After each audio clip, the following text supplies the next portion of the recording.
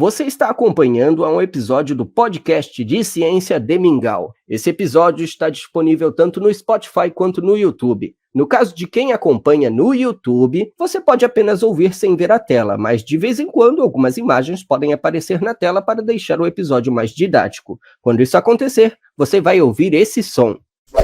Ao ouvir esse som, você pode olhar para a tela nesse momento, sendo o barulho um aviso. Mas você, obviamente, também é livre para nunca olhar a tela, assim como você é livre para olhar a tela durante o episódio inteiro, se quiser.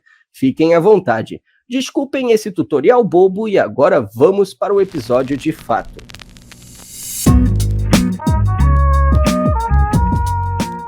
Oi pessoas, o meu nome é Johnny, mas vocês podem me chamar de Mingau, e você está acompanhando o terceiro episódio do podcast de Mingau. E hoje eu estou aqui com meu amigo paleontólogo Rafael Delcurti, que estuda e trabalha com a evolução de dinossauros terópodes, para a gente falar sobre esses famosos dinossauros. Então, se apresenta aí para o pessoal que não te conhece, Rafa. Fala galera, e aí, tudo bom? Bom, meu nome é Rafael Delcurti, eu sou pesquisador pós-doutorando na Universidade de São Paulo, no campus de Ribeirão Preto.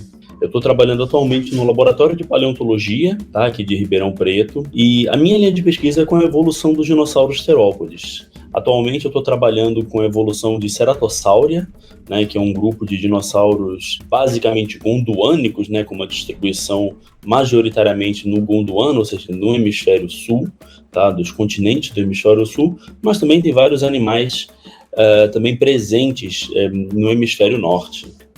Então, atualmente, eu estou trabalhando nessa linha de pesquisa e também estou fazendo colaborações com outros companheiros, outros colegas paleontólogos também, para a gente entender mais sobre a diversidade e a evolução dos dinossauros. Bom, eu acho que a gente poderia começar esse episódio falando justamente o que são terópodes. Como você descreveria esse grupo de forma geral e o quão diverso é esse grupo? Bom, os dinossauros terópodes, eles fazem parte de uma dessas três grandes linhagens de dinossauros que nós tradicionalmente conhecemos, que são os dinossauros terópodes, sauropodomorfos e ornitísticas. O dinossauro terópode, ele vai se parecer muito com aquele plano corporal bem tradicional que a gente vê como o Tiranossauro Rex ou um Velociraptor, que são dinossauros bem populares. Então são dinossauros que vão apresentar o pé com 3 dedos, encostando no chão, por isso que ele vem ter esse nome de terópode, terópoda, que significa pé de monstro, tá bom? Normalmente eles vão ter um pescoço não muito comprido, quando você compara, por exemplo, com os sauropodomorfas, os saurópodes, aqueles dinossauros pescoçudos, e eles vão ter também uma postura bípede. E é justamente a linhagem dos dinossauros terópodes que dá origem às nossas aves atuais. Os dinossauros terópodes, de maneira geral, eles são carnívoros, ok? Você ainda vai ter aí alguma coisa apresentando algum tipo de modificação de alimentação da dieta durante a evolução, mas de maneira geral eles são assim, E aí o que é bem interessante, respondendo a segunda parte da pergunta, é que eles são extremamente diversos, Isso considerando o registro fóssil, e atualmente também, porque eu não sei se vocês sabem, mas os dinossauros terópodes são os únicos dinossauros, a única linhagem de dinossauro que conseguiu passar pelo evento de extinção chamado KPG, que é do Cretáceo e do Paleógeno. Então, quando teve a grande extinção dos dinossauros, você vai ter aí os terópodes conseguindo passar por essa barreira, ultrapassando essa barreira e se diversificando muito mais hoje em dia, que são as nossas aves atuais. Então, as aves fazem parte desse grupo de dinossauros terópodes. Você saberia dizer por que as aves foram os únicos dinossauros sobreviventes? Temos alguma ideia ou palpite de por que isso aconteceu? Aliás, algumas pessoas costumam pensar que as aves só surgiram após a extinção dos dinossauros não avianos, mas a verdade é que já haviam aves enquanto dinossauros como tiranossauros ainda caminhavam sobre a Terra, Cara, isso é uma pergunta muito interessante, porque, todo evento de extinção em massa, você vai ter uma diminuição muito drástica no número das linhagens de animais, de plantas e etc., dentro do seu registro geológico. Então, o que acontece? Você tem ali um evento de extinção que vai diminuir essas linhagens e algumas delas vão conseguir passar né, vão conseguir passar por esse filtro dessa pressão da própria extinção. Então, quando o meteorito caiu e fez todo aquele estardalhaço, aquela coisa toda, você vai ter aí o ecossistema todo sendo comprometido por vários eventos ocorrendo ao mesmo tempo. E aí o que acontece? Você vai ter, justamente por uma cadeia de eventos acontecendo ao mesmo tempo, vai estar afetando o ecossistema e fazendo com que linhagens pereçam por conta justamente dessa quebra nessa cadeia trófica, na cadeia ecológica mesmo. Você vai, por exemplo, detonar os produtores, as plantas, e aí os herbívoros não vão ter o que comer, os carnívoros também, consequentemente, não, e assim você vai ter aí a extinção de linhagens, né? O que acontece? Quando caiu o meteorito e você teve esse processo de extinção, como você tem um ambiente, né, os ecossistemas, todos os ecossistemas do mundo comprometidos por causa dos eventos da queda do meteorito, você tem aí uma redução muito grande de recursos. E essa redução de recursos faz com que somente aqueles animais que tinham possibilidade de se alimentar com menos recurso do que outros, né, portanto, poderiam se alimentar com menos recursos do que animais maiores, pudessem passar por esse gargalo da extinção. E as aves, elas estavam dentro dessa categoria, porque elas sempre foram animais muito pequenos, elas surgiram, né? A história evolutiva das aves já favoreceu a elas, por elas serem pequenas, e desde então elas mantiveram um tamanho relativamente pequeno, que permitiu que elas passassem por esse gargalo aí da extinção do final do período Cretáceo. O que é algo muito interessante é que quando elas surgiram, realmente como você bem colocou, né, elas surgiram no período Jurássico. Então, assim, elas continuaram convivendo com os dinossauros até o finalzinho do período Cretáceo, com os outros dinossauros, né?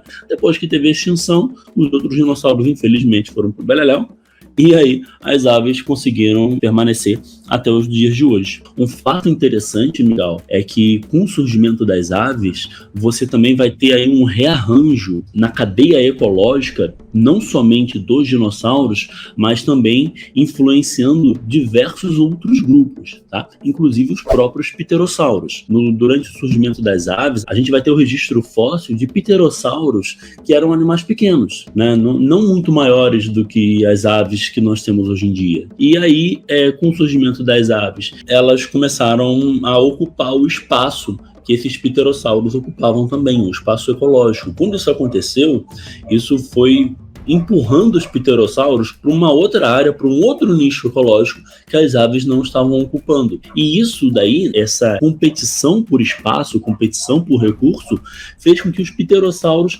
adotassem tamanhos maiores, porque era mais vantajoso, né? Então é muito interessante, porque você vê o surgimento das aves no Jurássico, você consegue acompanhar o surgimento das aves, você consegue acompanhar a diversidade das aves, a diversificação das aves ao longo de todo o período Mesozoico, e você também vê, justamente com isso, o crescimento do tamanho corporal dos pterossauros até o final do período Cretáceo. E aí, quando acontece o evento de extinção, você vai ter a extinção também dos pterossauros, porque no final do período Cretáceo, a gente vai ter pterossauro do tamanho de avião, né? Ao passo que as aves continuavam a ser pequenininhas. Então, até mesmo o surgimento delas e o tamanho delas foi algo extremamente vantajoso para que elas pudessem permanecer aí até os dias de hoje e passar por esse grande evento de extinção em massa, né?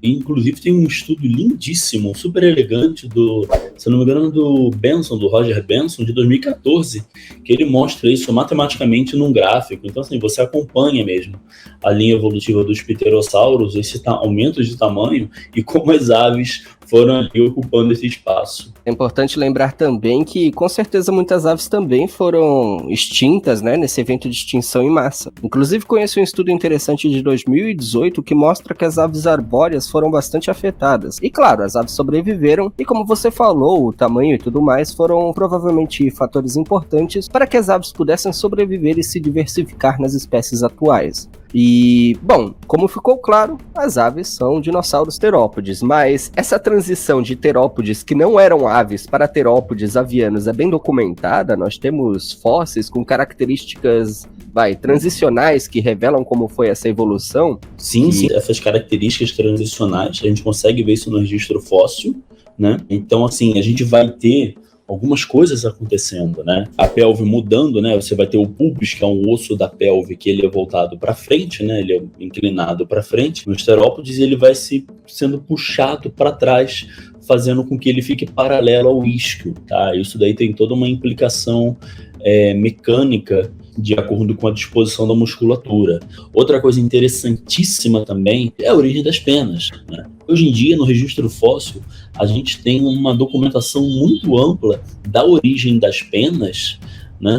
E de como ela foi evoluindo, desde um filamento oco simples até aquelas penas assimétricas, sabe? E a gente consegue ver isso nos fósseis também, né? Então, com um estudo mais completo sobre filogenia e sobre a história evolutiva mesmo dos grupos de dinossauros, a gente consegue inclusive saber quais eram os grupos que potencialmente tinham penas, mesmo que não tivessem no registro fóssil, porque a gente vai traçando, a gente vai caçando essas características ao longo da árvore evolutiva do grupo. Então isso é muito legal, né? Então, assim, o nosso registro fóssil de aves, ele começa lá no período Jurássico, tá? E se estende até os dias de hoje, naturalmente, e essas características transicionais a gente consegue acompanhar não somente nas aves mais primitivas, né? As aves primitivas, inclusive, tinham dentes, tá? Só para vocês saberem, uma coisa bem interessante, mas também nos grupos mais próximos das aves,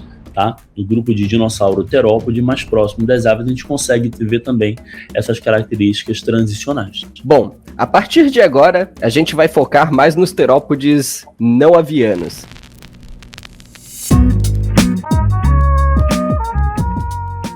Bom, terópodes como Criolofossauros, Dilophosaurus e outros mais tinham cristas na cabeça. Para que serviam essas estruturas? Cara, essas estruturas que são bem aberrantes, né? A gente vai ter aí o Dilophosaurus com aquela crista dupla em formato de V na cabeça, né? Recentemente, acho que foi em 2020, teve uma redescrição do Dilophosaurus e aí a galera viu que a crista era ligeiramente diferente daquilo que se propunha, e o Criolofossauros, ele vai ter aquele topetinho, é uma crista muito simpática que o Criolofossauros tem, porque realmente ele parece um topetinho por cima da cabeça, forma uma ondinha assim, e ele é todo ornamentado, é bem bonito. Essas estruturas, normalmente estruturas aberrantes, quando a gente vai ter assim, na vida de maneira geral, né, como cauda de pavão, o que mais? Aquelas penas longas da ave do paraíso, ouso dizer que até as penas laterais do birajara, que a gente consegue ver bem no registro fóssil. Então, quando a gente vai ter essas características mais aberrantes e coisas muito diferentes, fugindo do padrão, elas normalmente têm a ver com características que são selecionadas a partir da seleção sexual, tá? Então, você vai ter aí uma grande chance de que elas sirvam para algum tipo de display sexual. Então, é bem capaz de que essas cristas, inicialmente, elas tivessem surgido justamente por isso.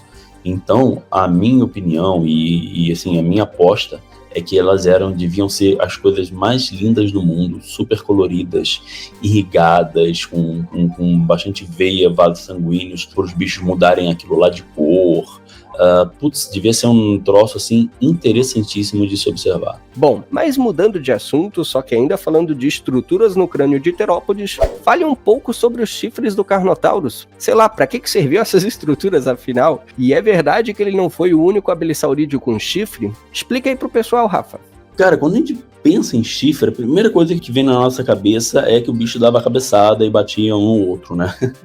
E isso é muito provável que acontecia também com o Carnotauro, tá? Então a gente vai ter aí o Carnotauro apresentando 2 chifres na cabeça e eles provavelmente usavam isso para dar cabeçada. Em 2018 eu publiquei um artigo falando exatamente sobre esses comportamentos que os abelissauros deveriam ter, com base não somente no chifre, mas também em toda a estrutura cervicocefálica, né? Então, assim, você vai ter aí a estrutura do pescoço, tá? Que é um pescoço extremamente forte, desenvolvido, e a cabeça também que recebia a musculatura desse pescoço para ser algo muito robusto, né? Não somente isso, mas a estrutura do corpo, né, do plano corporal de um abellissauro, como o Carnotauro, favorece a hipótese de que os bichos eles eram bem truncados mesmo e tinham capacidade de empurrar, né? Então aí, nesse artigo de 2018, eu proponho que os bichos dessem cabeçadas, mas de forma não muito intensa como um bode. Eles deviam dar cabeçadas aí amarradas, de baixo impacto, mais para empurrar mesmo, como, por exemplo, fazem os atuais iguanas marinhos. Tá? Sim, isso é bem interessante, porque a gente vê essa robustez no crânio, né, do Carnotauro e também no restante do corpo dele, que ele tem toda uma musculatura muito forte, principalmente no pescoço, inclusive na própria perna, para empurrar, né, a gente vê isso bem claramente. Então, provavelmente, ele poderia ter esse tipo de comportamento. E aí, respondendo a sua outra pergunta sobre outros abelissauros com chifre, a gente vai ter o Majungasaurus, que é um bicho lá de Madagascar, que ele vai ter um chifre único, que ele é resultado não só do espessamento também, mas de uma projeção do osso frontal, dos ossos frontais. Então o osso frontal do bicho, ele vai ser todo, assim como do Carnotauro também é o frontal, mas do Majungasauro vai ser uma crista única, bem no meio da cabeça. E isso é muito interessante, né? Porque ela não tem a mesma origem evolutiva que o chifre do Carnotauro, tá? Não vão ter a mesma origem evolutiva porque são bichos que estão, apesar de serem abelissauros, eles não estão tão próximos assim filogeneticamente na história evolutiva deles. Aí a gente vai ter um Majungasaurus com esse chifre no frontal, tá bom?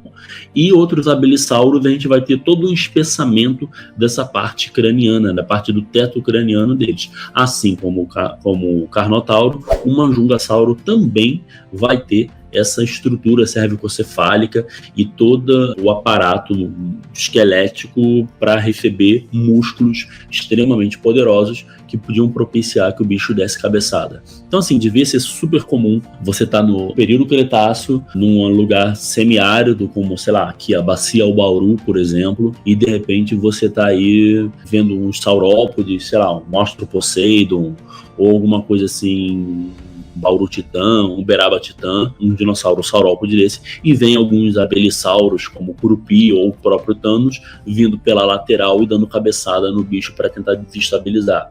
Ou, de repente, dois machos brigando por uma fêmea, os bichos ficam dando cabeçada entre si, empurrando com a cabeça um com o outro até desestabilizar e o outro cair. Então, acho que isso deviam ser cenas muito comuns durante o período Cretáceo, aqui, principalmente no hemisfério sul.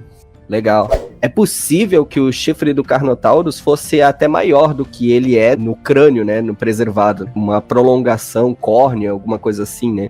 Com certeza. Você vai ter uma pele, uma escama bem mais dura ocorrendo nessa região do teto craniano, só que aí quando chega em bichos como o Carnotauro, você tem provavelmente, sim, uma cobertura córnea. E isso no Carnotauro, no Majungasaurus, e aí esses chifres eles deviam ser mais prolongados mesmo, que já eram grandes, né? Só que quando você olha o chifre, você vê que tem vários sulcos de neuros vasculares.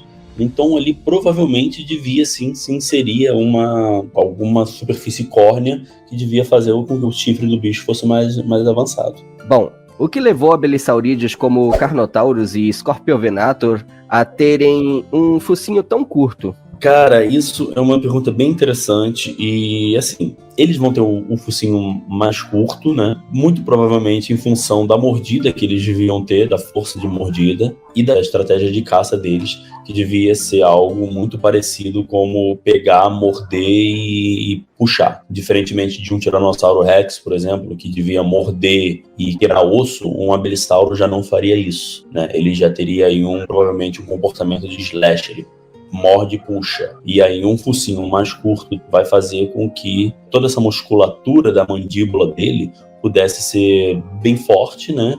E fazer o movimento de abrir e fechar a mandíbula mais rápido possível. É bem interessante porque quando a gente olha isso no padrão dos abelissauros, a gente não somente vê esse focinho curto, mas também a gente vê os dentes deles extremamente achatados lateralmente, que é uma condição que a gente chama de zifodonte. né, uma zifodontia muito avançada. Então os dentes deles são muito finos e muito serrilhados, e as serrilhas voltadas para cima. Então, assim, deviam ser máquinas de matar mesmo. Mas aí, como eu falei para você, eles deviam ser mordidas de um impacto mais raso, né? Morde e tira. Ao passo que um tiranossauro vai morder e quebrar. E é claro que o desenvolvimento do focinho mais curto, assim, tem a ver com isso. Outra coisa que também é interessante é que no focinho mais curto, e se esses bichos todos tinham uma superfície córnea nessa parte do teto craniano, na parte do focinho, seria mais fácil também para que eles pudessem usar isso para bater e entrar em impacto com outro terópode, outro abelisauro, ou até mesmo com uma outra presa. Mas isso tudo é exatamente o porquê, aí são essas hipóteses que eu falei para ti. Uhum. Os terópodes são lembrados como dinossauros carnívoros, né? E são chamados popularmente dessa forma, mas nem todos os terópodes foram carnívoros. Afinal, terópodes como o Therizinosaurus comiam plantas. E, aliás, o Therizinosaurus é um dinossauro muito interessante, né? Por que um herbívoro precisava daquelas garras, afinal? Você poderia falar um pouco sobre isso? Os terópodes não foram todos carnívoros, né?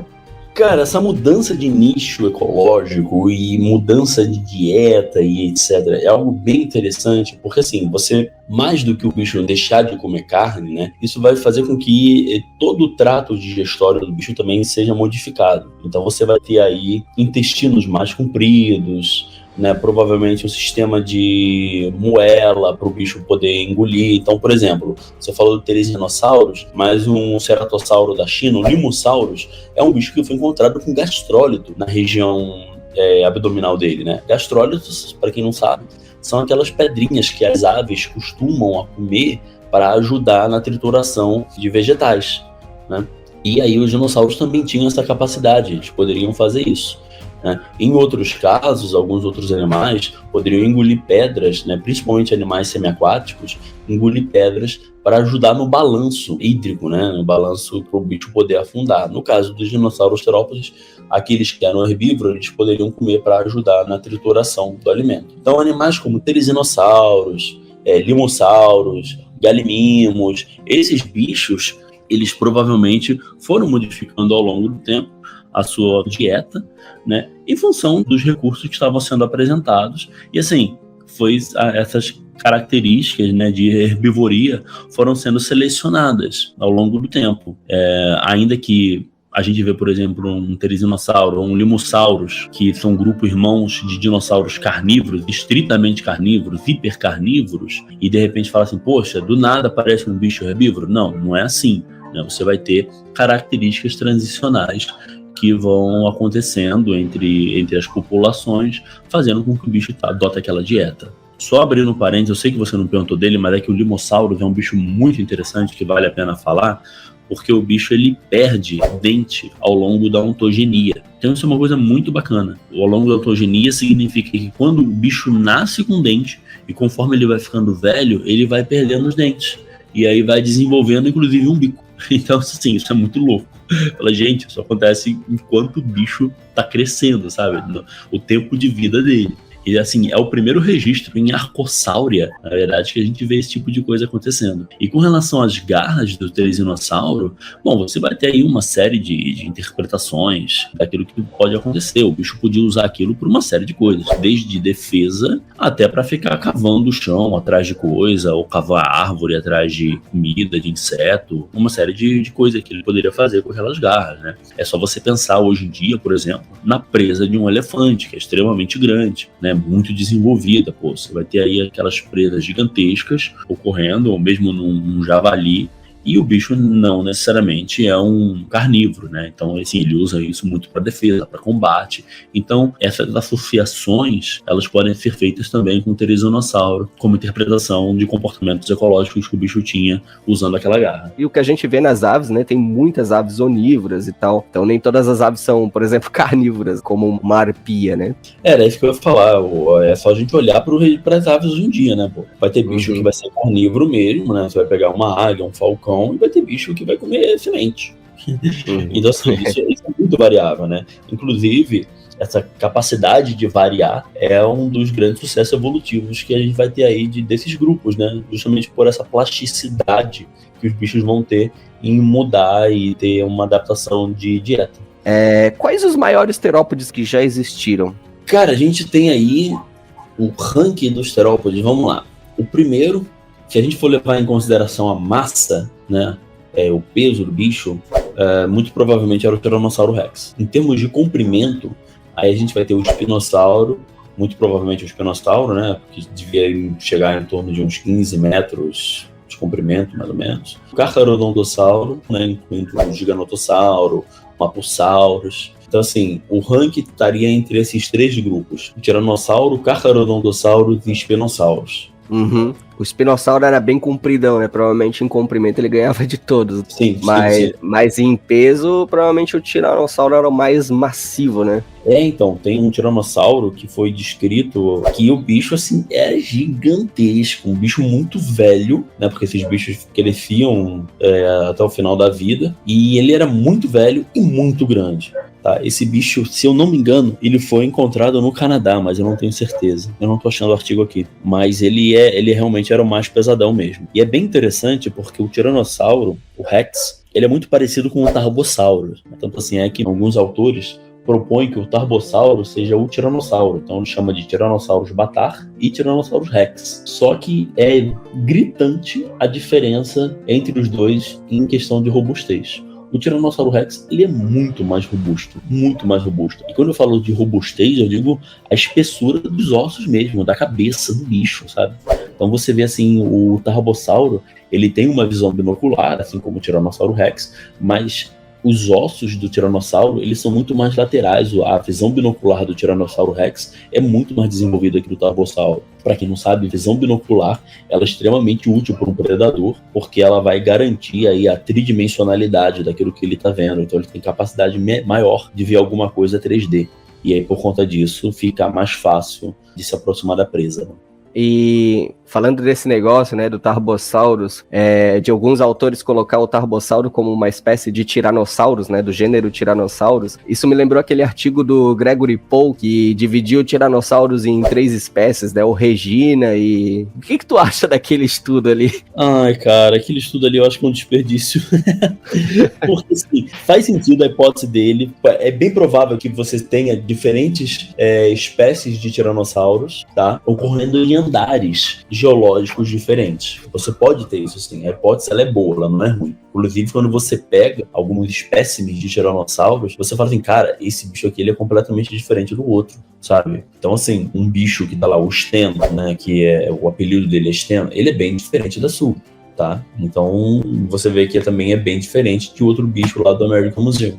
Então, assim, eles são bichos que provavelmente deveriam ter espécies ou subespécies. Só que o estudo não foi conclusivo. Os caras usaram aí a proporção de fêmur, sabe, para tentar falar que tem espécies diferentes, só que eles não levaram nem em consideração a ontogenia do bicho, né? O desenvolvimento, o crescimento do bicho. Então, usar o fêmur, que é um único osso, para fazer uma inferência dessa, é uma evidência muito fraca. Muito fraca. Você vai ter que usar outras e outras coisas para evidenciar. O Daspletosaurus, por exemplo, aí sim, o Daspletosaurus foi feito um trabalho mais avançado, um trabalho mais sério sobre isso, né? O Daspletosaurus horneri, que foi descrito em 2017 pelo Thomas Carr e colaboradores, ele viu, não, beleza, o Daspletosaurus horneri, ele é diferente do Daspletosaurus torossus. E aí, deu para você quantificar essas diferenças entre os esqueletos dos bichos, inclusive deu para você datar de forma absoluta o extrato onde eles ocorriam, entendeu? Então, assim, você sabe exatamente que uma espécie estava distante da outra milhões de anos. E eles tinham diferenças também. Só que essas diferenças não eram suficientes para ser gêneros diferentes, né? Gêneros taxonômicos diferentes, mas sim espécies. Aí ele falou assim, não, beleza, esse daqui, que ele ocorre, se não me engano, um pouco mais recente que o Daspletosaurus torossus, ele tem essas diferenças, essas características, ele é mais jovem, então nós vamos chamá-lo de Daspletosaurus horneri. Mantém dentro do gênero, né? Agora, aquilo lá que o Gregory Pohl fez, cara, infelizmente as evidências foram muito fracas, por isso que o artigo foi tão massacrado. Inclusive, tem que levar em consideração também que nem toda diferença significa uma diferença interespecífica, pode ser uma diferença interespecífica, ou seja, dentro da espécie. Exatamente. Então, olha para a variedade de cachorro que a gente tem. Tudo bem que a gente tem características que foram selecionadas, sabe? Artificialmente. Mas um crânio de um pug e um crânio de um Rottweiler é completamente diferente, sabe? Então, assim, tudo bem. Ok, isso daí foi selecionado artificialmente, né? Artificialmente, né? Mas quando a gente olha para a natureza, nem todo esqueleto de ser humano vai ser exatamente igual, sabe? Exatamente. Mas é todo mundo a mesma espécie. Então, existem diferenças a níveis de indivíduo dentro de uma espécie e a gente tem que cuidar para não estar achando que isso aí é uma espécie diferente, né? Exato, exatamente. Pois é. E quanto àquela proposta de que existiria um tiranossauro chamado Nanotiranos, né? E daí tem aquela discussão se o Nanotiranos, na verdade, é um Tyrannosaurus Rex juvenil. O que você tem a acrescentar sobre isso? Bom, vamos lá. Eu concordo com a hipótese que o Nanotiranos é um juvenil de Tiranossauro Rex, tá? E isso daí eu falo não somente com base nos artigos que têm apresentado uma série de evidências, mas também que eu mesmo analisei pessoalmente vários desses animais, vários desses materiais. Então eu vi os Nanotiranos, né? A Jane, que seria um pequeno, e o próprio holótipo, né? E depois os próprios tiranossauros maiores. O que é bem interessante na hipótese dos Nanotiranos é que você tem realmente uma série de modificações que podem ocorrer durante o crescimento do bicho. E essas modificações sugerem que o bicho tivesse uma plasticidade muito grande durante o seu desenvolvimento. O que, de fato, leva alguns autores a sugerirem que o Nanotiranos fosse uma espécie diferente do Tiranossauro Rex. Tá? Mas as evidências sugerem que não era bem assim. Inclusive, dentro do próprio registro de arcossauro e de dinossauro, a gente já viu grandes mudanças acontecendo, né, dentro de um grupo. Por exemplo, o Limosaurus, que o filhotinho tem dente e tem uma série de modificações quando ele cresce, que ele vai perdendo o dente. O mesmo ocorre com o tiranossauro, ele não perde dente, mas sim, você vai ter uma série de modificações que vão ocorrendo no esqueleto também. Tá? Um estudo mais recente, de 2020, o Thomas Carr faz um mapeamento dessas características ontogenéticas que foram acontecendo no esqueleto dos tiranossauros, né? Isso ele é completamente concordante com as modificações que a gente vê nos arcossauros atuais. Fora que os bichos também ocorrem na mesma formação geológica, aquela coisa toda. Então, assim, é mais parcimonioso, é mais plausível você pensar em uma espécie só do que duas diferentes. E aí eu vou considerar o tiranossauro diferente de um Nanotiranos. Beleza, cadê os filhotes de Tiranossauro Rex? Eles não existem, entendeu? E quando você faz um estudo de ontogenia dos exemplares de Nanotiranos, você vê que todos eles são juvenis, né? A Jane mesmo, acho que tem 12 anos, se não me engano, 12 anos de idade. Então, é muita coincidência, né? Não tem tiranossauros juvenis sendo encontrados por lá. E todos os nanotiranos supostamente são juvenis nos estudos osteológicos, tá ligado? Exato, então... e assim, tem muito esqueleto de tiranossauro. Até 2009 tinha em torno de acho que 45 esqueletos de Tiranossauro Rex, sabe? Então assim, 2009 pra cá, já passou um tempão, a galera já deve ter encontrado mais esqueleto ainda, sabe? Tu não encontra nenhum juvenil? Pois é, né? Só precisa aceitar que ele é um juvenil, né? Exatamente. O tiranossauro juvenil, ele parece que já era capaz de caçar muito bem, né? Provavelmente os juvenis de tiranossauro ocupavam um nicho diferente dos adultos, né? Sim, inclusive eu coloco isso na minha tese, que eu estudei os tiranossauros também, né? E é bem provável que eles ocupassem nichos diferentes mesmo, né? O que faz muito sentido, né? Você vê que vários jovens de alguns animais, eles vão modificando os seus hábitos, né, ao longo do crescimento, ao longo do desenvolvimento, e aí vão ter hábitos diferentes de adultos. Mas mesmo assim, o bicho já devia ser um bom predador, tá? Porque todas as características presentes no Tiranossauro Rex que leva ele a ser um bom predador, vai estar tendo aí em todas as fases da vida, né? Então, assim, é bem provável mesmo. Uhum. A gente tem aí um fóssil que mostra um jovem de um Tiranossauro Rex com um Triceratops, também sugere isso, né? Numa dessas, se voltasse no tempo, o jovem Tiranossauros deveria ser até pior do que o adulto, né? É muito mais ágil. Exatamente. Nós temos evidências de terópodes que viveram em bandos? Tem. Inclusive, isso é uma coisa que amedronta. Tem o Mapusaurus, da Argentina, que o Mapusaurus ele é um carcharodontossaurídeo muito grande, aí com uma estimativa de uns 12 metros de comprimento, e vários ossos dos bichos de diferentes idades foram encontrados juntos. Né? Se eu não me engano, acho que 5 ou 6 bichos encontrados juntos, mais ou menos. Então, eram bichos grandes, predadores grandes, que deviam andar juntos. Né? Outros mais são os próprios celófides, né? Que são bichos menores, lá do final do período Triássico. Então, assim, provavelmente deveria ter espécies que conviviam, que deviam ser gregárias, ou pelo menos viver em comunidades, né?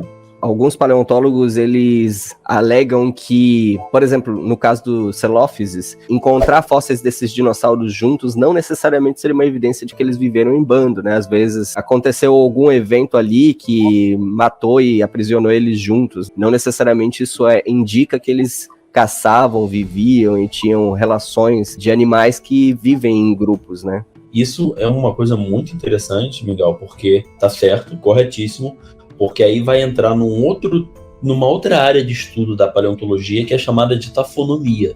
E a tafonomia, ela vai ser justamente o estudo que a gente vai ter aí, do entendimento de como o organismo passa da biosfera para a litosfera, né? De como ele deixou, no momento que ele morre, até o momento que ele passa a se tornar um fóssil e é coletado. Então, dentro desse estudo de tafonomia, nós temos que levar em consideração o transporte, a mistura temporal, tudo isso que vai acontecendo desde que o bicho morre até ele se tornar fóssil, porque isso pode ter uma grande influência na interpretação paleobiológica que a gente vai ter, né? Então, se a gente realmente não levar em consideração isso, pode ser que a gente ocorra em erro. Tá? Uhum. Então, assim, quando eu falo isso dessas evidências, é porque, assim, você vai ter aí os bichos ocorrendo juntos, mas, como você falou, um estudo tafonômico mais sério tem que ser feito. Existem evidências de cuidado parental em terópodes não avianos? Cara, agora você me pegou. Lembra do caso do Sitipati, Oviraptorosaurus? Sim, claro, lógico. Inclusive, lógico. O Oviraptor, com certeza, o Sitipati é o exemplo clássico, o melhor exemplo. Porque o bicho foi nomeado de forma injusta, inclusive. Né? O Oviraptor, né, é o ladrão de ovos, porque encontraram um bicho associado com os ovos e depois viram que ele não estava necessariamente predando um ovo, né, mas estava mais cuidando. E sim, o Sitipati ele foi encontrado em cima de um ninho. É mais que uma evidência mostrando que o bicho tinha cuidado parental. O que é bem interessante, porque se a gente olha para a Arcosáurea de maneira geral, quase todos os arcossauros têm algum grau de cuidado parental, né? Isso é uma coisa bem legal de se falar, porque existe um conceito, né, na paleontologia chamado phylogenetic bracting, né? Que é quando tu encontra uma característica como cuidado parental, por exemplo, em aves e crocodilos. Talvez essa característica ela já estava presente, né, desde o ancestral comum em diante desses dois exemplos, né? Exato. Inclusive, ninhos de pterossauros também sugerem cuidado parental. As pegadas lá na Argentina também sugerem, na área de nidificação, que os saurópodes também podiam ter algum tipo de cuidado, porque você vai ter uma área de nidificação muito grande, né? E em volta dessa área de nidificação você vai ter pegadas de saurópodes adultos. Então, assim, os bichos deviam fazer os ninhos e ficar zanzando por ali em volta, né? Com cuidado para não pisar, naturalmente, e ficar zanzando em volta, cuidando daqueles ovos, né? Então, assim, são graus diferentes de cuidado parental, né? O Sitipati, quando ele foi encontrado, o bicho devia estar por cima dos ovos, protegendo ele. Então, assim, você deve ter um bom grau de cuidado parental entre esses bichos, com certeza. Uhum. É uma coisa interessante, né? Existem evidências de animais caçados por algum terópode ou de terópode que foi ferido por sua presa? Eu sei que tem o caso do Allosaurus, né? Que tem evidências de relação entre presa e predador entre Allosaurus e Stegosaurus, né? Tem fóssil de Allosaurus com ferimento causado muito provavelmente por um dos espinhos que o Stegosaurus tem na cauda, né? Chamado de Tagomizer. E também tem evidência de Stegosaurus com placa de cervical, né? No pescoço, com marca de mordida que muito provavelmente é de alossauros, né? Tem uma evidência muito bacana também, que é uma cauda de um hadrossauro. E nessa cauda de hadrossauro tem 2 vértebras que foram quebradas e elas foram ossificadas, né? Então as vértebras quebraram, depois elas cicatrizaram e aí essa cicatrização, né, fez um calombo nas vértebras que juntou essas 2. E aí foram fazer a tomografia disso. E aí descobriram um dente de tiranossauro ali. Então olha que interessante. Foi a evidência de uma predação frustrada. Porque houve uma tentativa de predação, né? Ele foi caçado, o tiranossauro mordeu, perdeu o dente no meio do rabo do bicho, o bicho sobreviveu ao ponto de cicatrizar e depois morreu e foi fossilizado, né? Isso é uma coisa interessantíssima que aconteceu. Um outro exemplo também, um exemplo clássico esse, né? É o Velociraptor junto com o Protoceratops. Que os bichos foram encontrados agarrados. Aí você vai ter crânios de Triceratops também com marca de dente. Não somente você vai ter evidência de predação, mas também evidência de necrofagia. Isso que é uma coisa bacaníssima. A Lily Gillard, ela publicou recentemente, junto com a sua aluna, uma costela de titanossauro com marcas de dente, provavelmente de abelisauro. E o que é bem legal é que nessa costela dá pra ver que você tem várias marcas de dente e que foram feitas muito provavelmente quando o bicho já estava morto. Isso aqui do Bauru, né? Daqui do estado de São Paulo. E aí você vai ter evidências muito semelhantes lá em Madagascar também, quando você tem ossos de costelas raspadas com dentes de Majungasaurus. Então os bichos provavelmente ficavam comendo e mordendo outros membros da própria espécie quando não tinha recurso, né? Ficavam fazendo canibalismo mesmo, né? Tendo um comportamento de canibalismo. Então assim, você tem uma evidência vasta, né? De predação e etc. Se eu não me engano, a Jane, que é um filhote de tiranossauro, ela também vai ter evidência aí de marca de mordida no rosto, nos ossos do crânio, você vai ter marca de mordida. Os bichos deviam também ficar se pegando. Então, assim, é um número de evidência bem vasto. Uma coisa interessante também é a relação entre tiranossauros e triceratops, né? Que tem marca de mordida de tiranossauros naquela estrutura que o triceratops tem atrás dos chifres, né? Que é chamado de folho. Tem um estudo bem interessante que indica que possivelmente o tiranossauro decapitava os triceratops, né? E comia ali a região do pescoço, né? A região cervical ali. E, inclusive, tem marcas de mordida ali no côndilo occipital, né? Eles argumentam que isso só poderia ser feito se a cabeça fosse decapitada, né? É uma coisa interessante isso, né? Devia ser bem sinistro. Imagina tu tá lá vendo uma coisa dessa, cara. É uma coisa legal, cara.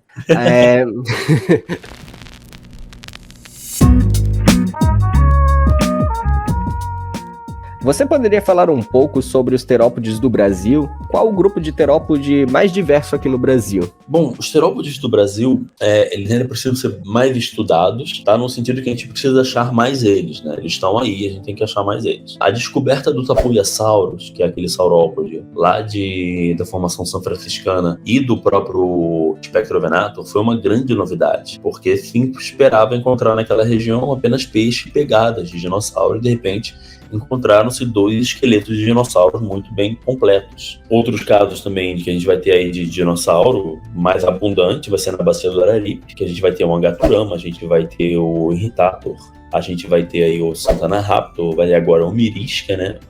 Já temos o Mirisca e agora aí o Birajara. Fora que tem vértebras de outros espinossauros, vai ter vértebras de Megaraptor, Megaraptorídeo, mas ainda assim são materiais que são mais fragmentários, né? Com exceção, claro, do Birajara e do Santana Raptor, os outros materiais eles são mais fragmentários, né? Tipo o Angaturama, que é um pré-maxilar, tá? O holótipo é um pré-maxilar. Aqui na Bacia Bauru, a gente vai ter representado o Thanos, o Curupi, o Ipupiara e a Bertasaura. E o Vespersaurus, que vão ocorrer na Bacia Bauru, no grupo Bauru e no grupo Kaiowá. E aí no grupo Parecis, a gente vai ter o Pycnonemosaurus e depois a gente vai ter outros dinossauros terópodes ocorrendo no Recôncavo Baiano. Ah, sim, tem o Aratasauro também, lá do Araripe. posso esquecer dele. E a gente vai ter também alguns restos de dinossauros do Jurássico, tá? Que são apenas vértebras caudais, uma que foi publicada pela Camila Bandeira e colaboradores, tá? De um Carcharodontosauro e mais recentemente de um possível Dilophosauridio. Mas o que a gente vai ter aí de grupos mais abundantes, sem sombra de dúvidas, são os abelissauros, tá? A gente vai ter aí 4 espécies de abelissauros descritas até o momento, de abelissaurídeos, que é o Thanos, o Curupi, o Pycnonemosaurus e o Spectrovenator. E na Bacia Bauru a gente vai ter assim majoritariamente registro osteológico de abellissauro e dente de abellissauro. Muito dente. Eu estou finalizando um artigo agora, em colaboração com a Aline, colaboração com o Christopher Hendricks, com o Orlando, com o Nathan, com a Babi, o Bruno Augusta, a professora Frésia, sobre justamente essa diversidade de terópodes do grupo Bauru, com base nesses dentes. Então a gente analisou aí 180 dentes de dinossauros e eles foram bem surpreendentes, né? O resultado está sendo bem surpreendente. Realmente eu não vou dar spoiler aqui, eu não quero falar desse resultado, mas eu digo para você, majoritariamente abellissauro é o que a gente vai encontrar no nosso Brasil no Cretáceo superior. E aí eu vou explicar nesse artigo por que isso acontece, porque isso tem uma implicação ecológica muito grande. Fora isso, a gente vai ter os registros de pegadas de dinossauros terópodes na formação Botucatu, em Sousa, que aí já são coisas datadas mais antigas. A formação Botucatu provavelmente no Jurássico superior, ou iniciozinho ali do Cretáceo, né? E em Sousa, na Paraíba, a gente vai ter aí o início do Cretáceo também. Fora isso, deixa eu tentar me lembrar. Aí a gente vai ter, bom, dependendo da sua classificação, né, se o Herrerasaurídeo for terópode ou não, aí a gente vai ter o Gnathovorax, que é um Herrerasaurídeo muito bem completo e maravilhoso, e o Stauricossauro, que foi o nosso primeiro dinossauro a ser descrito, tá? Uhum. Então, assim, os nossos dinossauros, de maneira geral, os nossos dinossauros, eles ainda precisam ser mais encontrados e mais estudados, né? Além do Spectrovenator, tem um outro abelissauróide, lá da formação São Franciscana também, que ele é um pé, tá muito bem preservado. Saiu um resumo dele em 2013, só que depois disso nunca mais foi feito nada, ele não foi nomeado ainda, mas ele é diferente do Spectrovenator. Então tem mais um abellissauro lá da formação São Franciscana também. Assim, vai ter uns materiais do Maranhão, né, que são muitos dentes de Carcharodontossauros, que por sinal é o único registro de Carcharodontossauro que a gente tem oficial no momento, são dentes lá do Maranhão, e dentes de espinossauro também, e o próprio Oxalaia, né, que seria o nosso maior espinossauro aí. Os dentes de Carcharodontossauros que foram atribuídos a esse grupo na Bacia Bauru, eles já foram desconsiderados como Carcharodontossauros, né? Então, assim, até seria um material que, em tese, seria do crânio, um fragmento do maxilar. Eu reavaliei esse material junto com o Orlando e, beleza, a gente viu que não é um abellissauro. E os outros dentes, que foram todos eles atribuídos a Carcharodontossauro, a gente viu que todos eles eram de abelissauros. E isso acontece, essa confusão de interpretação aconteceu, porque os dentes são muito parecidos entre si, né? Só que você vai ter aí as características mais peculiares de cada grupo, de cada família, que distingue. Por isso que eles foram reinterpretados e a gente viu que não tem Carcharodontossauro na Bacia Bauru. Até porque não faz sentido, porque a deposição da Bacia Bauru é do finalzinho do período Cretáceo, quando todos os Carcharodontossauros já estavam extintos. Então esses são o registro dos nossos dinossauros terópodes. Uhum. E se a gente considerar os bichos mais com cara de passarinho, né, do Mesozoico do Brasil, tem também o Cratoaves, o Caririaves, né, do Nordeste, ambos da Bacia do Araripe. E bicho basal tem também o Erythrovenator, do Triássico do Rio Grande do Sul, né.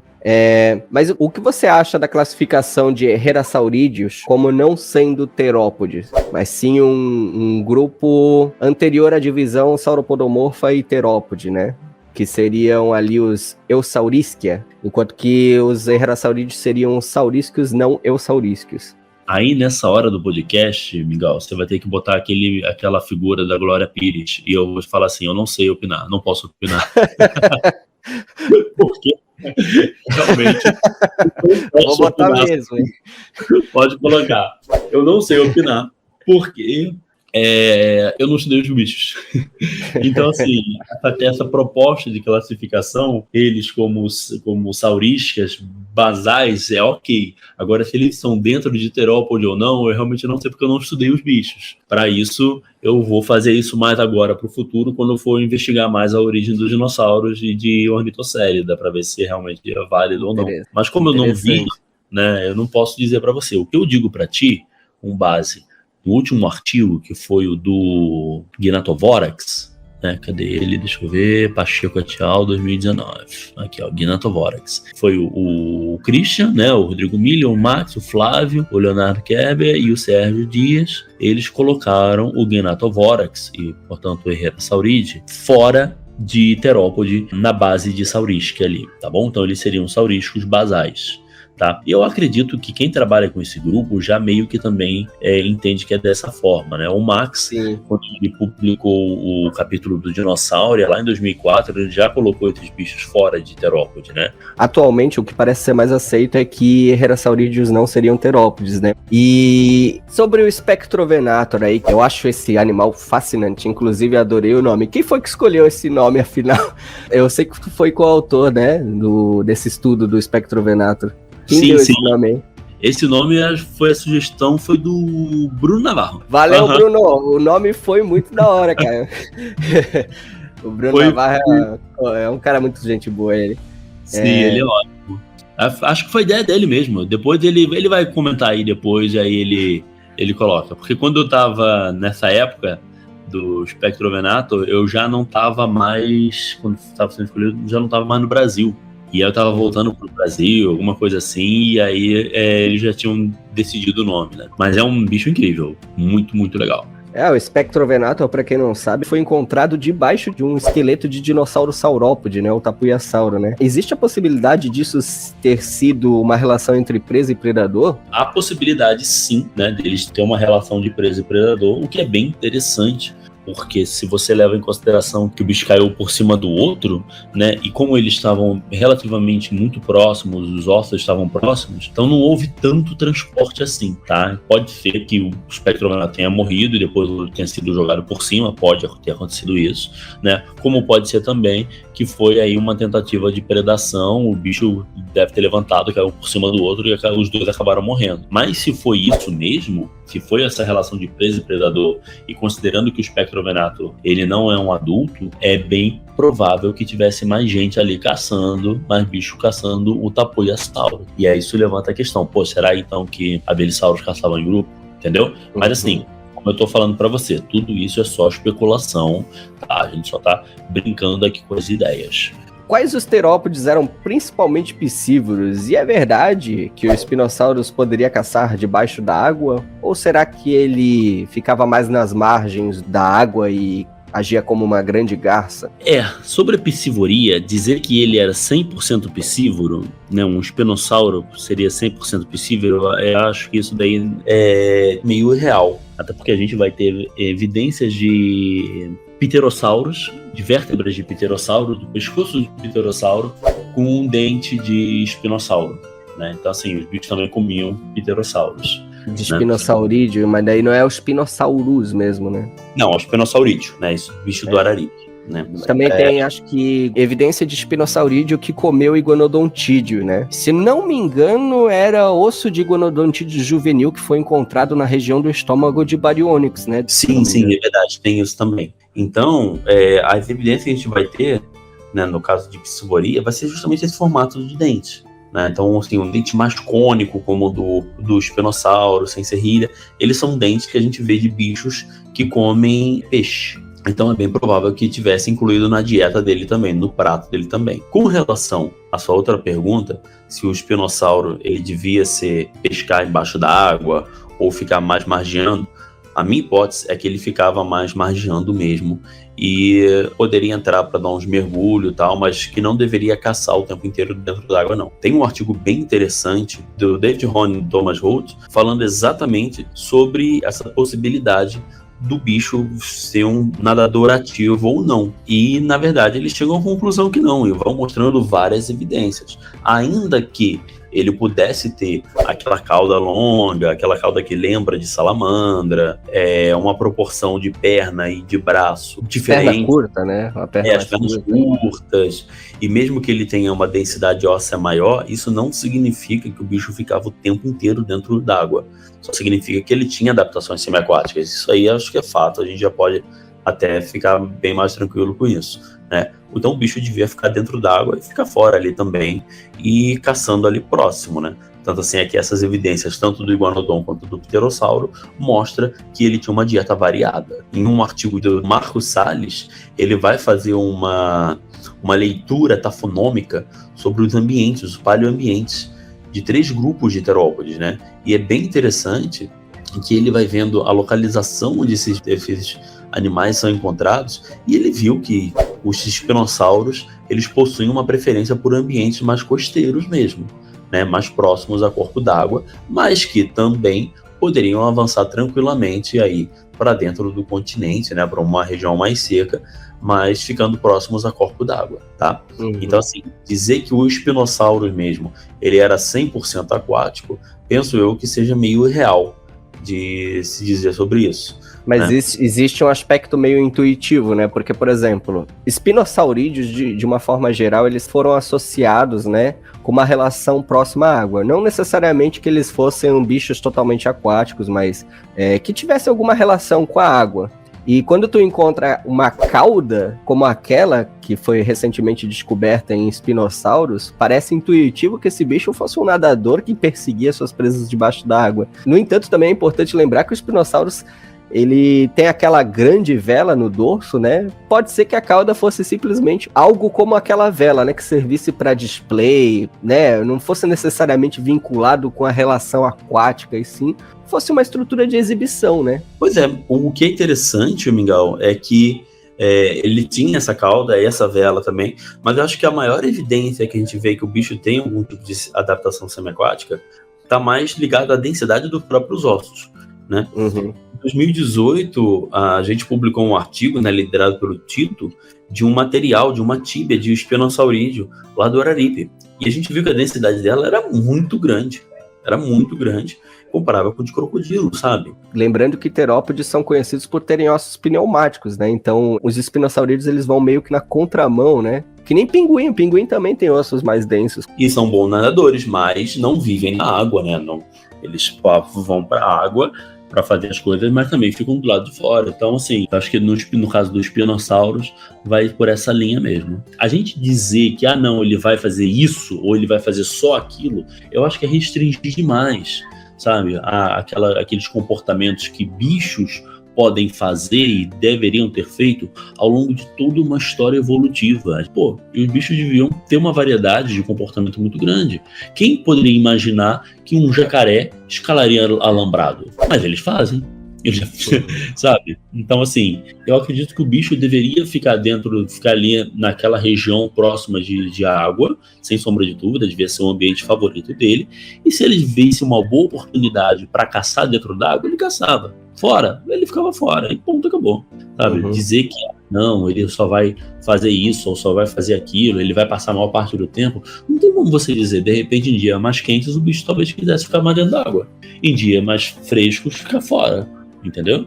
Então acho que é mais ou menos por aí que a gente tem que ser a nossa linha de pensamento, porque senão a gente acaba patinando demais nas ideias. Além de espinossaurídeos, quais outros terópodes que poderiam ser psívoros, assim? O próprio Ipupiara, né? É bem provável também que ele tivesse esse tipo de cardápio, né? E como os autores falaram, com base nos dentes. A gente vai ver aí a presença de dentes mais lisos, né? E com algumas estruturas chamadas flutes, né? Que seriam, na verdade, uma ornamentação no esmalte. E, normalmente esses bichos vão ter esses flutes, eles tendem a comer peixe. Tá? Um outro exemplo também seria o próprio Hauscaraptor, que é um dinossaurinho lá da Mongólia e que ele é interpretado como sendo também um bicho com adaptação semiaquática. E ele realmente parece bem um pato, inclusive. Sim, né? verdade. É um bicho interessantíssimo. E é bem provável também que ele fosse piscívoro, né? Inclusive teve até uma discussão sobre o quão tinha adaptação semiaquática ou não, né? Então um autor aí, ele propôs que não, isso daí são convergências superficiais com outros grupos, o bicho é muito mais terrestre do que aquático. Aí o autor original, o André Cal, respondeu ele, aí teve uma réplica, uma tréplica, enfim. Discussões sempre abundantes na paleontologia. Exato. Né? E, bom, claro que existem outros terópodes que a gente sabe que podiam comer peixes, como o deinoqueiros, né? Vértebras e escamas de peixes foram encontradas na região estomacal de um espécime desse bicho, sendo esse um animal provavelmente onívoro e não estritamente piscívoro. Outro bicho que podia comer peixes é o Microraptor, já que tem um espécime preservado com restos de peixes na cavidade abdominal. Então existem vários exemplos de terópodes que comiam peixes, embora não necessariamente significa que só comessem isso, né? Como a gente falou, os próprios espinosaurídeos podem ter incluído outras presas no cardápio. E o deinoqueiros mesmo, a gente sabe que ele não comia só peixes, ele provavelmente comia ali plantas aquáticas, né? Enfim, era um onívoro, né? Exatamente. Uma coisa que eu acho interessante e que vale comentar aqui é que tem um estudo recente que foi publicado, se eu não me engano, esse ano, de uma cientista brasileira que mostra que o Tyrannosaurus Rex poderia ter uma boa capacidade cognitiva, né? Usa-se até o babuíno de comparação, né? E, aparentemente, outros terópodes, como o Allosaurus, também teriam uma boa capacidade cognitiva. O que você acha disso? Não é assustador pensar nisso? Então, esse estudo da Suzana é um estudo bem interessante. Ela faz uma estimativa da composição de neurônios no cérebro de dinossauros, né? Fazendo justamente uma comparação a partir de répteis, né? E de aves. E ela chega a essa conclusão de que o tiranossauro, ele tinha aí, tanto o tiranossauro quanto o alossauro, tinha aí um tipo de cérebro muito parecido com o de macaco, né? Portanto, bem desenvolvido. Cara, é uma proposta interessante, é uma coisa bem bacana de se pensar, né? Legal de se investigar. Não acho que isso aqui deve ser a última palavra, deve ser a palavra final sobre isso, né? Eu acho que deve-se buscar mais evidências também para falar sobre isso, porque afinal de contas, você está falando sobre a inteligência de um bicho, né, de um grupo de bichos. Mas eu acho a proposta dela muito legal, interessantíssima. E sim, é meio assustador você pensar que vai ter um tiranossauro aí com cérebro de macaco, né? Existe evidência de algum terópode que foi peçonhento? Então, teve uma proposta pro Cernonitosaurus, que ele é um dromeossaurídeo e ele possui, né, umas cavidades no maxilar dele. Ele é muito pneumático e aí você vai ter pequenos sulcos no dente que você, na verdade, encontra em vários terópodes e propuseram que isso daí pudesse ser para bolsas de veneno, né? Uhum. Só que depois viu que não é bem assim, tá? Inclusive, essa proposta caiu em desuso, porque fazendo uma comparação mais profunda com bichos que fazem isso, como, por exemplo, serpentes, viu-se que de fato não é isso e acabou sendo desconsiderado. Então, assim, terópodes com veneno, com bolsa de veneno, não. No entanto, a gente não pode deixar de considerar que alguns terópodes poderiam usar as próprias bactérias dentro da gengiva como parte, né, de um sistema de predação no qual ele vai envenenar, entre aspas, né, mas causar uma grande infecção pela mordida. Mas, de fato, o bicho venenoso, como o Dilophosauro que mostra no Jurassic Park, é muito improvável. A outra pergunta que eu queria fazer é: qual o seu terópode favorito e por quê? Ai, meu Deus. Cara, é o BenTV, tá ligado? É o BenTV, né? É o canário da terra. Eu acho que eu não tenho um terópode preferido, pra ser bem sincero. Será? A espécie não. Eu tenho grupos que eu gosto muito, né? Por exemplo, atualmente eu tô trabalhando com Ceratosauria, e é um grupo que eu adoro, que eu realmente amo de paixão. Vale lembrar, inclusive, que Ceratosauria tem esse nome, daí o pessoal lembra, Ceratosaurus, né? Mas não é só Ceratosaurus, tem até a Belisaurídeo dentro de Ceratosauria, né? É um grupo bem grande, né? Não, os ceratossauros, eles surgiram lá no Jurássico, provavelmente no Jurássico inferior, tá? Quase no Triássico, e foram se diversificando até o final do Cretáceo. Aí você vai ter o Ceratosaurídeo, aí depois você vai ter um grupo chamado Abelisauroidea. E esse grupo Abelisauroidea vai ser composto por Abelisaurídeos e Noasaurídeos, que são grupos irmãos. E aí você vai ter as suas subdivisões, né? Então, assim, eu sou muito afeiçoado a esse grupo, porque é um grupo que eu estudo desde 2012, né? Faz 10 anos já. Eu fiz meu doutorado com eles, e aí fiz meu primeiro pós-doc, agora estou com esse outro pós-doc também, trabalhando com eles. Então, assim, é um grupo que eu me afeiçoei bastante, mas a espécie mesmo, eu não sei. Tem alguns que eu gosto muito do nome, né? Eu acho que o que me chama muita atenção é o nome. Por exemplo, um abelisauro que eu adoro o nome é o Scorpiovenator. É um bicho que é maneiro, ele tem uma composição craniana linda e tem um nome maneiríssimo, né? O próprio Spectrovenator também tem um nome incrível, fantástico, né? Mas se for para dizer assim, pega um só e escolhe, não, é muito injusto, tadinho. Muitos colegas meus, eles pensam em ti como um especialista em abelissaurídeos, mas não foi o único grupo que tu trabalhou, né? Trabalhou até com Tiranosauroide, né? Sim, eu trabalhei com Tiranosauroide, né? Em 2018 eu publiquei com o Orlando uma revisão de Tiranosauroide, incluindo o Santana Raptor e o Timimus, né? Que são bichos daqui do hemisfério sul. A gente encontrou eles como Tiranosauroide também. E, além disso, eu trabalhei também com o Noasauro, né? Atualmente eu estou fazendo um trabalho com o Christopher Hendricks, com o próprio Noasaurus, o holótipo do Noasaurus, e descrevendo mais materiais novos de Vespersauros que apareceram. Então, assim, não é só abelissaurídeo que eu trabalho, não. De maneira geral, eu tenho trabalhado com terópode. O próprio Spinossaurídeo junto com o Tito, né, naquele trabalho que a gente publicou em 2018, e uma revisão agora dos dentes, que aí inclui abelissauro e mais um monte de outras coisas, né? Sobre o Santana Raptor, ele originalmente foi pensado como sendo um maniraptor, né?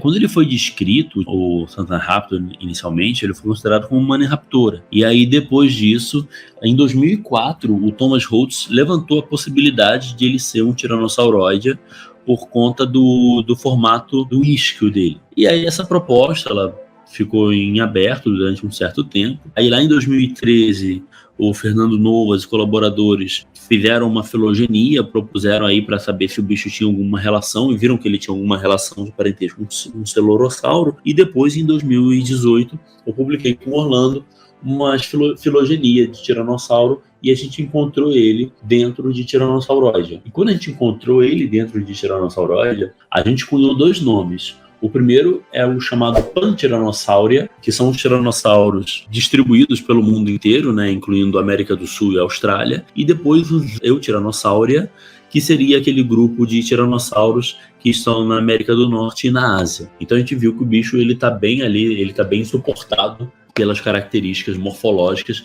dentro de tiranossauro, né? Então, assim, ele é o nosso único tiranossauroide por enquanto. Para fechar esse podcast, eu acho que uma coisa que seria legal é se tu tem uma história de campo para contar, uma história engraçada aí nesse ramo aí chamado paleontologia. Tem uma história muito interessante, muito bacana, que foi de um dos primeiros campos que eu fiz. Foi lá na região de Marília, a gente foi em Marília, inclusive. A gente foi com uma equipe do Museu Nacional, liderada pelo professor Sérgio Azevedo e pela Luciana Carvalho. E aí, nesse local, a gente estava escavando e, de repente, começou a aparecer um ossinho. Falei, que interessante, um ossinho, tá, não sei o quê. Continuamos escavando, começou a aparecer um ovo. Apareceu um ovo, falei, nossa, que incrível, um ovo. Aí, de repente, começou a aparecer mais um ovo, mais outro ovo. 15 a 17 ovos, e quando a gente descobriu, Miguel, tinha um esqueleto completo de um crocodilo chamado Marília sucus, né? Um crocodilo aqui da formação Bauru, do grupo Bauru, e ele estava no meio de vários ovos. E a gente tirou o material inteirinho, super bonito, com todos os ovos em volta, e levamos lá para o Museu Nacional. Assim, não é uma história engraçada, né? Mas para mim é uma história que me traz muitas boas memórias.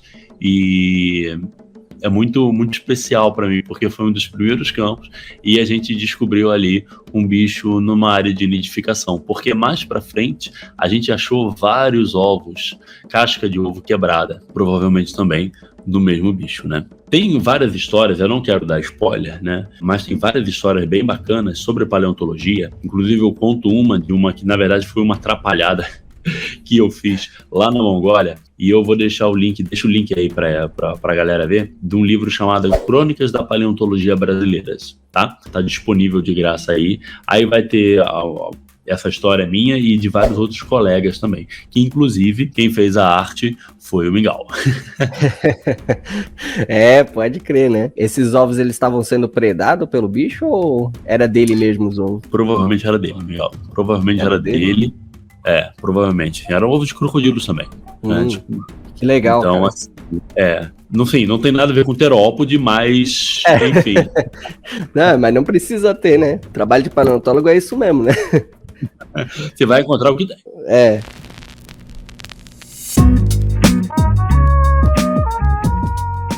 Bom, então é isso. A gente vai finalizando por aqui. Eu queria muito, muito mesmo te agradecer por ter vindo aqui e falado sobre esses animais fantásticos que são os dinossauros terópodes, que é um grupo que eu tanto gosto. Sério, eu desde criança sou fascinado por terópodes. Não só os não avianos, como os avianos também, eu acho muito legal, eu gosto muito de dinossauros terópodes. Então, pra mim, foi uma honra ter tu aqui, falando sobre esses animais tão incríveis que eu sempre gostei quando criança e continuo gostando até hoje, né? Então, muito obrigado, Rafa, muito obrigado mesmo por ter topado vindo aqui falar sobre esses bichos. Cara, eu agradeço muito o convite, foi um prazer enorme. Eu tava querendo fazer isso contigo também, a gente conversar sobre dinossauro. Então, assim, é sempre um prazer e precisando tamo aí, tá bom? É isso aí. Então, pessoal, a gente vai ficando por aqui. Um abraço para todo mundo que acompanhou até aqui e é isso. Tchau, tchau, pessoal.